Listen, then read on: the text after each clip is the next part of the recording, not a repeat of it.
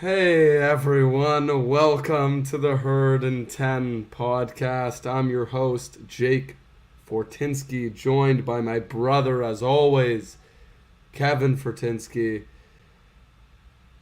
This is a hard one. The Bills lost, and it was disgusting. Not a lot of good things, really. Not a lot of silver linings here. I like on this show to always find something good to talk about, try to find some positive so that we can move forward in a healthy manner. But if that's why you're here today listening, I'm sorry. I don't know if I'm going to make you feel better because the Bills are in a bit of tricky position here. This was a season that was Super Bowl or bust. At the very least, making the Super Bowl. And we were very far from it. It's one thing to lose in the divisional round, it's happened to us before. It's another thing to not even come close to winning in the divisional round. The Buffalo Bills were nowhere near the level of the Cincinnati Bengals. It wasn't even close. I don't think the score was close, but if you felt like the score was close, I can tell you right now, that game was over within the first few minutes. And there's a whole lot of blame to go around. Kevin and I are going to go through that. I got to start by saying this. Everything is going to be okay. The Buffalo Bills are still a very good team. They will still go to the playoffs next season and probably the year after that. But this idea of us being a Super Bowl favorite, I think, is gone. I think this was the season that we were the favorite for good reason.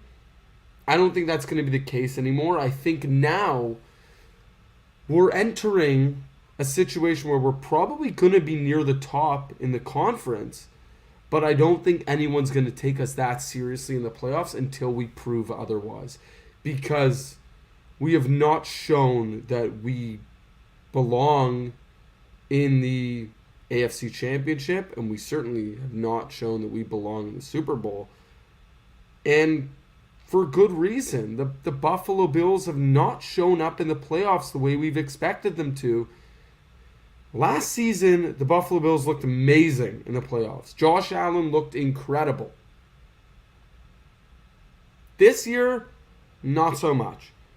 Now, this playoff loss, the one thing I can certainly tell you is this does not fall on Josh Allen's shoulders. This game was not his fault. He did everything he possibly could with the very little that the Buffalo Bills organization gave Josh Allen and this offense. We thought that they gave him a good offense, although we know throughout the season there were issues. It's just, I don't think any of us realized quite how glaring they were. Let's start with this, Kev. Let's start with the coaching staff. Let's start with the concerns there. I know you have a lot of question marks to place on the heads of the coaching staff. So why don't we start with, I think we need to start with the defense and Leslie Frazier. Yeah, I, like most of you Bills fans, had a rough day. I was not happy. I was snappy at the people around me. And I just did not feel like getting up in the morning. I didn't feel like putting a smile on my face. It was a rough day. Tomorrow and the next day, this depression will start to get better as the off season sinks in. It's going to be a long off season. I don't necessarily want to start with the defensive coordinator. I will get to him quite quickly. But I will say this is the first time in the McDermott era where I've questioned whether he's the coach to win us the Super Bowl. Before this game, I was pretty high on McDermott throughout his tenure as our head coach. I think he is a very good coach, but is he a great coach who can win us the Super Bowl? I just don't know. I thought he was, but today I am not so sure. The Bills did not come out ready to play for that game. We hadn't seen that in really close to 2 years. We lost a combined 3 games in the season this year by 8 total points. Last season, we got blasted a couple times. We had a close exit in the playoffs last year where, we definitely had many chances to win that game and didn't. This year, against Cincinnati, we did not look competitive. We looked like a team who wasn't mentally focused, wasn't physically focused, and I put a lot of blame on the coaching staff for that. Why did we not look ready to play the first play of the game? We didn't look ready. I blame a lot of that on the coaching staff. Has to start with the head coach. He's the leader. Why were we not focused coming into that game? I'm going to try to contain my anger, but it's very difficult. I knew this podcast would be a bit of a rant. We can move down from there. Yeah, let me comment on the Sean McDermott stuff because it's kind of scary that we got to talk about this because we do. You're right. We need to talk about McDermott probably before anything else. I guess my biggest issue with it is if he's not the guy, if you're right, and it's hard to argue it at this point because this was the biggest game in a long time for the Buffalo Bills, and they didn't look mentally ready to play, and that falls on Sean McDermott more than anyone else. A part of me feels, and I feel like this is something that's gonna keep coming up, but Damar Hamlin, I think we hoped that it would galvanize the team, but I think it did the opposite. I think this team took a step back with everything that happened to him. I know that a part of them wanted to be positive and say, we're going to do this for Damar, but it's something that has never happened before in the NFL. It's something that no team should have to go through with. It's something that a team probably will never have to deal with. It's adversity that an NFL team will probably never go through. The key to this is that it's something that's completely out of our control, but I do think that maybe played a part in this. That a part of the team just wasn't quite as focused as they needed to be because they had Damar on their minds. And let's not forget last week, okay? We won by the skin of our teeth against a team that we were so much better than. It wasn't even close. We played Skylar Thompson, the Miami Dolphins' third-string quarterback who had barely played, 1 or 2 games in his entire career in the NFL. Nobody. Drafted in the 7th round, and he almost beat us. He looked really good. And our defense did not look particularly good.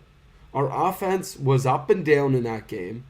And then we go up against the Cincinnati Bengals, who are a much better team. Clearly better than us, which I don't think anyone anticipated. I think that it comes back to that.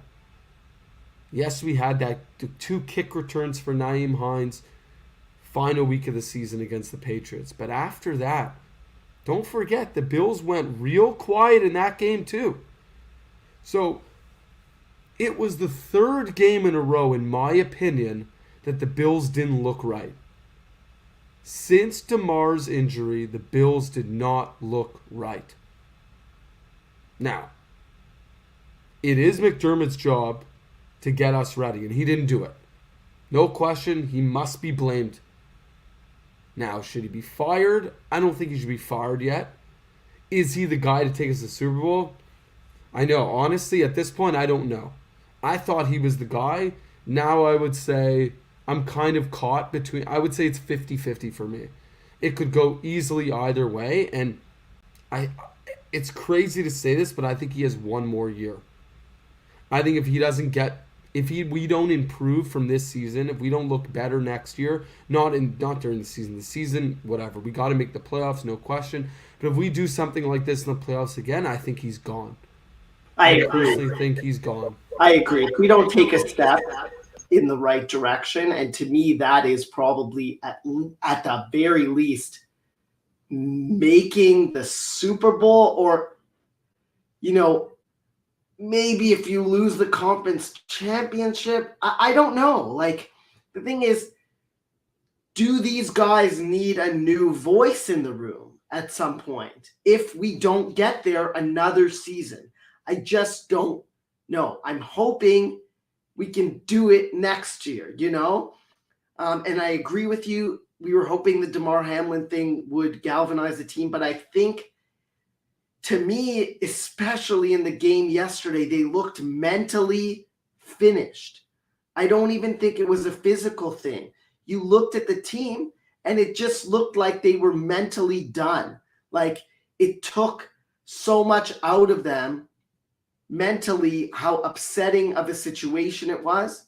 They just didn't have the mental energy to get themselves in that game, because we have not seen the Bills play like that literally in years. I haven't seen them where they made no effort. But to me, part of the reason, and this was a massive problem in the game, our defensive scheme was absolutely atrocious. From the first play of the game, we didn't stop anything. And yes, mentally, our players just didn't seem into it quite enough. But the scheme of playing zone in a snow game where you're just letting guys roam free pretty much everywhere along the field, and also inexplicably not stopping any of the runs, but that's besides the point. Burrow had all day. There were massive holes through our defensive line, and we didn't cover anyone. I'm not sure how you can win a game when your scheme is a plan to not cover anyone. Then we started playing some more man-to-man, and all of a sudden, we can cover a bit better, at least give us a chance. The beginning of the game, though, completely demoralized our team.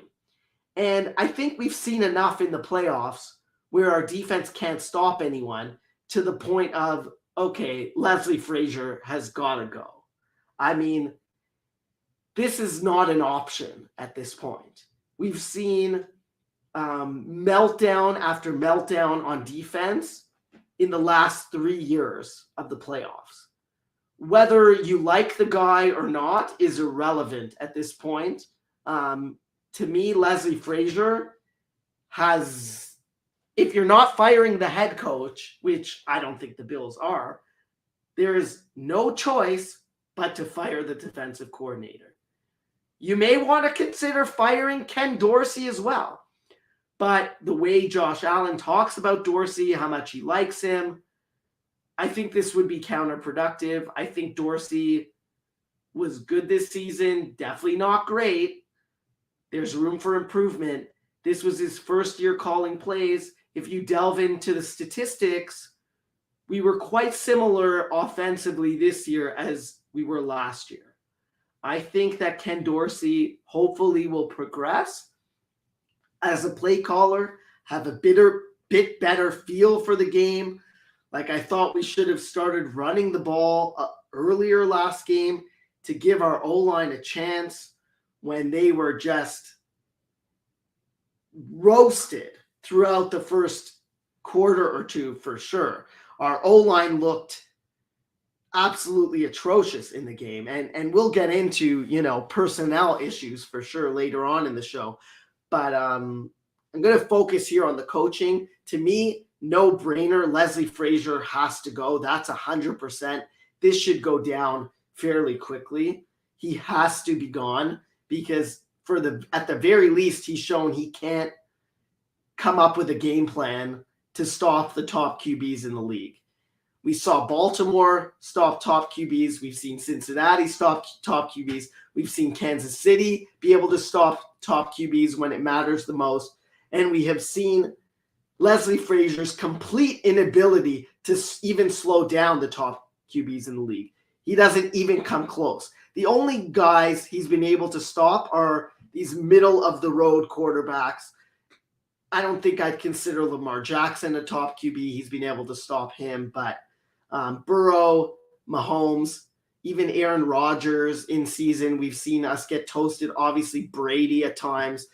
Like, this is the point where you have to change up your game plan for the top QBs, not play the same old defense of sit back and hope you make a play or hope the other team makes a mistake. That doesn't work. Frazier has to go within the next week. Decision on Ken Dorsey. To me, he gets a pass for this season. First season calling plays. I think you keep him. I think you probably give McDermott another year as well. See what happens. But, O-line needs a change. I think our offensive line coach, that's a no-brainer as well to make a change. I thought our O-line took a huge step back this season. It was a major, major problem. And otherwise, yeah, we'll get into the personnel. Maybe you have some more comments, Jake, about coaches. Yeah, I mean, no doubt, Leslie Frazier, he did this last year. We lost against the Kansas City Chiefs. We all know why we lost. We lost because our defense was unable to make a stop with 13 seconds left. And then, didn't make a stop the entire game. And then, of course, couldn't stop them in overtime. So, it's pretty obvious at this point. Leslie Frazier and the defense struggled mightily. This is nothing new. We've seen them struggle against top-tier quarterbacks. It's crazy to me that Sean McDermott could allow us to go into the game thinking we're going to play zone against Joe Burrow with the receiving core that he has. It's mind-boggling. It truly is mind-boggling. I don't understand it. I don't know how you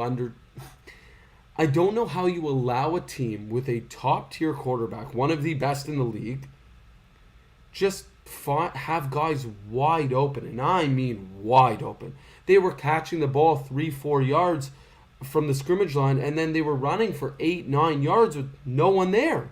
They'd get tackled after gaining 12 yards. I can't say I haven't seen it before. I have seen it from this Bills defense. I've seen it before. We haven't seen it in a while, but we've seen it. We saw the same crap last season in the playoffs, and part of me thought we should fire Leslie Frazier then. You blow it 13 seconds left. The game was over, and we blew it because of our defense. And then you go and you do the same thing again. I just don't understand how you expect a different outcome. It's just stupidity. So to me, obvious. Yeah, I don't think McDermott's going anywhere, especially because if you fire McDermott, you're almost restarting again. The Bills, they're not in rebuild mode. Yes, we have a lot of things that we need to fix, but we're obviously still a good team. Like, that's the one thing we can hang on to. We know we're going to be really good. It's not that I don't think we're going to be really good. I just don't know if we're elite when it comes to the playoffs. I think we're elite in the season because you're playing lots of teams that don't make the playoffs. But when it comes to the playoffs, are we an elite playoff team? Probably not. We rely so much on Josh Allen, which I know a lot of the teams now rely heavily on their quarterbacks. But look at Cincinnati. Okay, their defense showed up. they got pressure on Josh Allen. So there's some other pieces that are helping. Josh was completely on his own. I need to just make it very clear. For all this nonsense about hating on Josh Allen, it's ridiculous. Josh Allen had pretty much the identical numbers from last season. I have it right in front of me, okay? Last season, he played 17 games. This year, 16 games, okay? His completion percentage was identical, 63.3%. Passing yards, almost the same, about 100 yards different. 4,400 versus roughly 4,300. He had 36 passing touchdowns last year. He had 35 this year. He had 15 interceptions last year and 14 this year. And people are saying he's a turnover machine. He had less turnovers this year than last year. He had a significantly better passer rating this year of a 96.6 versus last year of 92.2. However, he did take 33 sacks this year, and last year he only took 26, which to me falls exactly in line with what you're saying, which is our offensive line took a step backwards. No question about that. So the fact that Josh Allen's stats are identical to last year, I would argue that they're better because he had a better passer rating. He did that with a significantly worse offensive line. So I would argue that Allen was better this year. So this idea that he's not consistent or that he's regressing is complete nonsense. Josh Allen is an elite quarterback. He's a top 2, top 3 quarterback in this NFL. That is not the reason why we lost. We lost because we didn't show up. Our defense did absolutely nothing. And the game plan in terms of creativity on the offensive side of the ball was also basically non-existent. Honestly, and this comes down to exactly the other question, which is, what do you do with the coach on the offensive side of the ball? You obviously said you feel like Ken Dorsey should get a pass. Our offense was pretty much the same as last season. I agree. I think you have to give him one more year, just for the plain reason that if you fire both of your coordinators, you're really kind of taking a step backwards. And that's not the goal here. The goal is we're trying to make a few tweaks, and hopefully that gives us just enough to take that step forward. To me, a small tweak is firing the defensive coordinator because our defense looks like crap anyways. I honestly don't think they could have been worse. It was the worst outing I've seen. Honestly, it was one of the worst defensive performances I've seen in my entire life. There was just no effort, no shits given. The only guy that cared on the field in that game was Matt Milano. And it's not the first time we've seen that where he's pretty much the only guy that does anything. I mean, we got to talk about this as well. There was only 3 pressures on Joe Burrow the entire game. 3. When they were missing, I think 3 offensive linemen, and their center hurt his ankle in the game and couldn't move properly. And we still only had 3 pressures and 1 sack. This is for a team, let's be clear, that spent over $100 million on their defensive line, that said that the defensive line has got to be the star of the show. Not Josh Allen, not the offense. We need to make sure that our defensive line is incredible, that we have 10 defensive linemen that we interchange so they don't get tired. Well, sorry, Sean. The defense looked exhausted. No one looked like they were rolling. Where was Greg Rousseau? He's a ghost. He was a ghost. Shaq Lawson, every time he makes a play, he's going crazy, slamming the field. He did nothing. Jordan Phillips, nothing. Where's Ed Oliver at? I thought he's this high draft pick. He's finally going to break out. He's so good. It doesn't matter that he's undersized. It doesn't matter that he's inconsistent. Well, guess what? He was crap, and the defensive line was a joke. Okay, the Cincinnati Bengals had a horrific offensive line, and they looked like the best offensive line in the league. You want to know how many yards they had per carry last game? 5.1 yards a carry. They didn't even need to throw the ball. They could have just run the whole game and they would have won. That's a joke. That should not happen. Again, I don't think we have an elite defense. Like, let's be clear. I didn't think we had an elite defense, especially without Trey White for the majority of the season. But I thought we had a competent defense. And to me, it's very clear that there's player personnel issues, but the main problem in all of this is the scheme. I don't think Dane Jackson is the worst cornerback in the league. I don't think he's the best either, but I don't think he's the worst. I don't think Kyer Elam's the worst. I don't think Trey White is the worst, although he wasn't as good this season. I don't think any of the guys I named are the worst defensive linemen. But the scheme does not work for this player personnel. It just doesn't work. It worked when we had Micah Hyde and Jordan Poyer and everyone was healthy. It doesn't work when you don't have the same safety play. You can't sit back because we don't have the guys to take the ball away. Trey White, not the same guy right now after his ACL tear. Not a surprise. I don't think anyone thought he was going to come back and be incredible, but he's certainly not the same guy. So I think that mainly the issue is coaching staff. However, we do need to talk a little bit about player personnel and how we deal with this, as well as an obvious elephant in the room, which you and I talked about before the playoffs. The organization, the coaching staff seems to have issues with rookie players. They don't give them a chance. Why did you draft Kyer Elam in the first round? The guy barely played. Why? I like, Kev, you got an answer for us? I mean, it's very upsetting because they did the same thing on the offense. You draft James Cook high, and then you don't play him. He has one fumble to start his career, and then he just didn't play enough. Like, to me, the NFL is for young guys to come in and play immediately. That is the way it works. You need that young blood to energize the roster. We have drafted quite poorly recently, whether it be we're not developing them well or we're just picking the wrong guys. But in the last 3-4 years, Bean has been missing more than he's been hitting. Like you said, we've drafted numerous guys along the D-line. They were all playing in that game. Didn't notice any of them. Ed Oliver, useless. Greg Rousseau, useless. Boogie Basham, useless. AJ Epineza, useless. These are all guys drafted in the top 2 rounds. You had 4 guys along the D-line drafted in the top 2 rounds, and all you're talking about is how we desperately need Von Miller. Drafted 4 guys in the top 2 rounds, and not one of them was even decent in that game.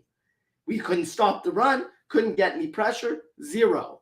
And then you look at the back end. I thought Poyer had a terrible game. He was blowing coverages left and right. Jamar Chase, I saw that. Jamar Chase was open by 8 yards on his touchdown pass.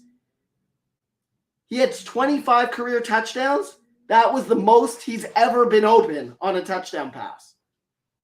There was no one within 8 yards. 8 yards.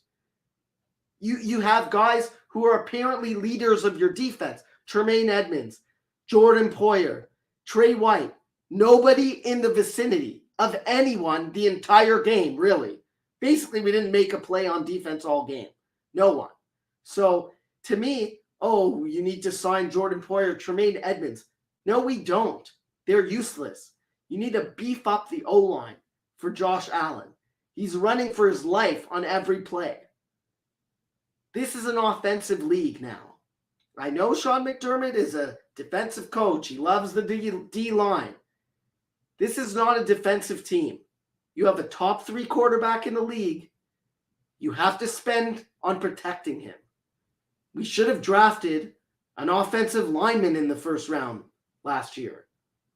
You drafted Kyer Elam, who you didn't even play, like you said. You played Dane Jackson over him, who couldn't cover anyone. And you still played him over Elam. It was honestly a mind-boggling game. I don't want to put an overemphasis on this one game, but we've had chances to make the Super Bowl for 3 straight years, and we couldn't do it. Clearly, our defense can't do it in the big moments. They need our offense to be what it needs to be. And in order to do that, you have to protect Allen. And again, we've seen misses on the O-line as well, both signings and through the draft. Spencer Brown, 4th-round pick. He was horrendous. He was horrendous all season. He was horrendous in the game. Even Dion Dawkins, your star left tackle, was absolutely atrocious against Cincinnati. He was getting beat clean. And this isn't the first time. I don't think he had a very good season. I think he was actually pretty terrible overall. Maybe middle of the road. Maybe. But not good enough. You need Dion Dawkins to get back to playing at a high level. He's never going to be elite, but at least at a high level. And then you're going to need an elite guard beside him or somebody elite on this O-line. We have no elite O-linemen. Roger Saffold at left guard was pathetic. That signing was horrendous. He's not a good player. This was your key signing on your O-line this year. He was worse than what we had before. Ryan Bates, last year looked good on the left side. This year did not look good on the right side at all. Whether that's because Spencer Brown stinks beside him, I don't know. But we have multiple holes on this O-line, and we don't need just average play. You want to win the Super Bowl, you need elite play at the O-line positions. Yeah, even with a guy like Josh Allen, you do. You need a great offensive line if your goal is to make it and win the Super Bowl. Very, very difficult to do that without a good offensive line. I don't think we've seen it in a long time. We look at the past bunch of Super Bowl winners. They've all had really good offensive lines and really good quarterbacks and very elite offenses. I can't agree more. I think this idea that you need, and you and I talked about this yesterday after the game, the Bills are trying so hard to have a great defense and a great offense so that they have this perfect blend and they go and win the Super Bowl. We all know that that's not going to happen. It's very, very rare that you have everything running perfectly. In this new age, you have to have a great offense and a competent defense. That means spending very little on the defense and hoping that they can do enough, and spending everything on the offense and just blowing the other team out. That is the way you win in this day and age. And the only way you're going to do it next year is drafting offensive players, signing offensive players. Forget about the defense. Like, just forget about it. It doesn't mean the defense has to be awful. But this idea of us spending lots of money on the defense, like, those days should be over. I was listening to a podcast yesterday, post-game, on Buffalo Fanatics, the Rico Report. And they're talking about how the Bills need to double down on the defense. That the defense wasn't good, and we need to bring in more defensive linemen. Have we not learned that it doesn't work? We've been doing this for years. How many years have we seen our defense just blow the season because we've spent so much money and so much time and effort on them, and then we lose because we can't put enough points up or the other team just puts up a ton of points on us and it's over and it makes no difference. And Josh Allen is running for his life. This isn't the first time. Right now, it's a simple game plan. I'm just going to recap before we end this episode. Number one priority. In the next week, you fire Leslie Frazier and you scrap that whole scheme of the nonsense of zone, okay? And relying on 1,000 defensive linemen where they each play 3 snaps a game so they can run at full speed. Let's just throw that and burn it behind the barn. You stop playing Dane Jackson. Like, the guy is, what, a 7th round pick? Who's not any good? Okay, scrap it, throw it in behind the barn. You hope, okay, Trey White, that he comes back and he's okay. You hope Micah Hyde's healthy, he's okay. Jordan Poyer, probably gone. Not because he's not a good player, but because he's at the end of his career and it's going to cost too much money. Scrap him. Let him go somewhere else. Tremaine Edmonds, scrap him. He's a average linebacker. And again, as I've said now many times, stop spending on the defense. So let him go. You can bring in any middle of the road linebacker. You don't need a great linebacker. You have Matt Milano, who's elite. The guy is one of the best linebackers in the league. As long as you give him something to work with, he can get by. To be honest, AJ Klein didn't look bad when he played this year. I wouldn't mind signing him again, just on a 1-year deal, couple $1 million. I think I would be fine with that. Taron Johnson, you still roll with him. He's a solid slot cornerback. You don't draft anyone on the D-line anymore. Okay? If you want to bring in a couple veterans, cheap money, no problem. Obviously, Von Miller is a great player. He'll be back hopefully next year. Hopefully, he'll be healthy. No concern there. But then you go into the draft and you draft offensive linemen. Honestly, at least the first and second round. And a receiver. And a receiver. And a receiver. Obviously, so you got at least 2 offensive linemen that you have to draft. I would say 2 in the first 3 rounds. No question. And the other pick needs to be a receiver. And it can't be a small, fast receiver. We don't need another slot, undersized guy. I want a real wideout. Because Gabe Davis is not that. We know that. Gabe Davis is a very good wide receiver 3. He's not really a wide receiver 2. At least he didn't appear to be in this season. You, of course, have Stephon Diggs. You have Josh Allen. That's all the same. Running back situation, you're probably letting Devin Singletary go unless he's willing to sign for very little. I don't think he's a bad player. I just don't think he makes us really any better. I think we're the same team with or without him. So if he wants to play, he's got to sign a minimum deal for like $1 million, maybe $2 million for a 1-year contract. I'll give it to him, but that's about it. I will say it's funny, at the beginning of this episode I said there was no silver lining. There is one. I thought Dawson Knox looked really good in the playoffs, actually. He had a good playoffs. He looked good in the game. He was kind of the only player that did anything. Gabe Davis, atrocious. His drop was part of the reason why we lost.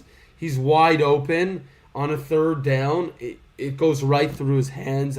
I don't have an explanation for it. The only thing I can say, the only comfort I can give is that he's been doing it all year, so it's nothing new.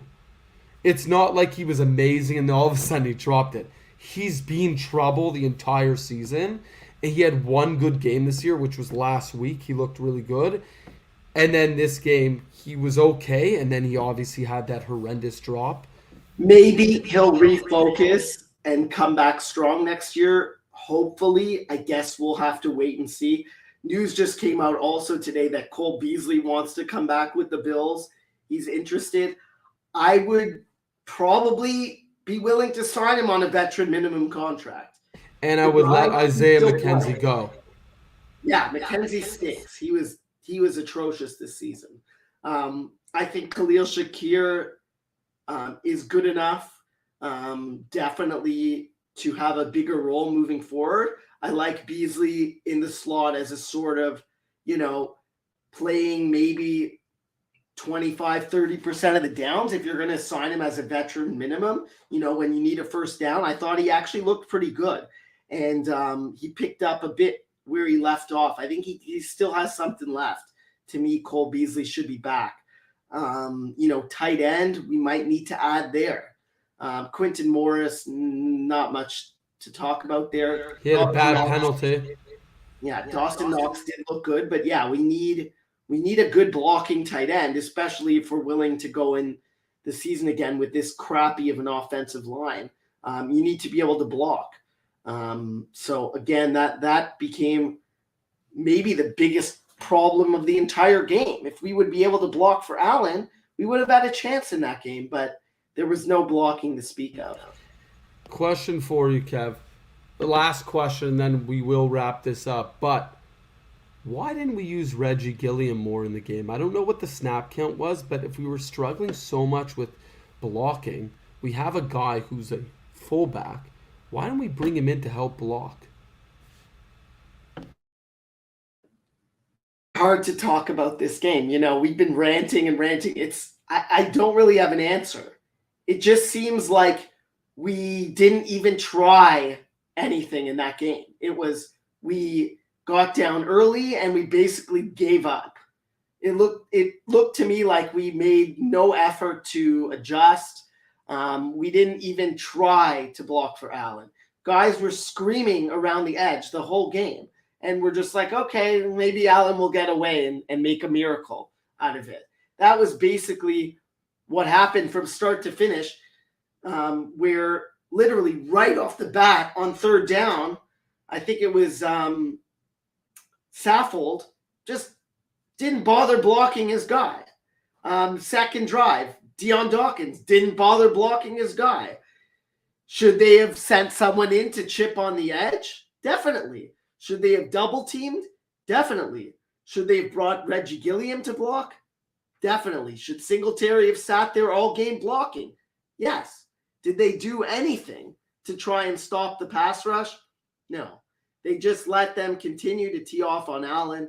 It was an embarrassing effort, and I hope this will be a turning point for the Bills to invest in their O-line and hopefully through the draft, and hopefully we'll hit on those picks. We badly need a game changer at guard and at tackle, frankly, but especially at guard. We haven't put any draft capital in at guard, and the minimal capital we've put in 6th, 7th round, they haven't even stuck on the roster even for their first season. So I'm hoping that the veteran minimal signings at O-line is going to change, and we're going to put some draft picks there because it hasn't worked. And that's the one last thing, I should bring up is that does fall on Ken Dorsey. I hope that he's humbled by this because throughout the season, he was kind of cocky, thinking this was just easy as pie. You put in Josh Allen and you let him just make miracles every single week. And I hope that Ken Dorsey learns from this that there's a hell of a lot more to being an offensive coordinator than going empty when your offensive line can't cover. Because we did that quite a bit yesterday, where we just went empty. And you had 5 receivers out, and you expect Josh to just do everything. You expect him to run past everyone when, by the way, they had QB spies pretty much the entire game. That's something we should remember. They handled Josh incredibly well. They didn't let him run anywhere. I mean, he had one drive where he ran a few times, but again, no big runs, no big 20-plus yard runs. They contained him all game, so we should have figured that out immediately. And running plays where you have an empty set, you got no one helping Josh but himself. You can't ask that of him. Josh Allen is one of the most respectful quarterbacks I've ever seen. He never outs anyone on his team, never throws anyone under the bus. But to be honest, I think at this point he's allowed to say, hey, our offensive line is not good enough. You need to give me more. Because he's never said anything like that, even though Josh, since he's come in, has had a middle-of-the-road to mediocre offensive line protecting him. He's never once complained. He's never once bitched. To be honest, I think this is his time to do so. If he wants to go to the coaches, if he wants to go to Brandon Beane and management and say, look, you paid me big money. You want me to take you to the Super Bowl. You want me to do everything. You want me to run for 700-800 yards a year. You want me to throw for 4,000+ yards. You need to protect me. I'm sick and tired of you signing guys on the defense. And a balanced attack. That's part of the O-line. You have to have a balanced attack. You have to be able to run the ball. And you can't run the ball when your O-line is creating no holes. So to me, it's a two-pronged thing. If you're able to bring in proper linemen, you'll be able to run the ball, you'll be able to protect for Allen, and he'll be able to throw better. The play action will work better. We didn't really try to run the ball yesterday, and It ended up with them just teeing off on Allen all game. Didn't work out. So, to everyone listening, we are going to end by saying this. The Buffalo Bills have a lot of stuff to figure out, but everything's going to be okay. The Buffalo Bills are a very good team. I've said this now already during the show. They are a very good team. They will continue to be very good.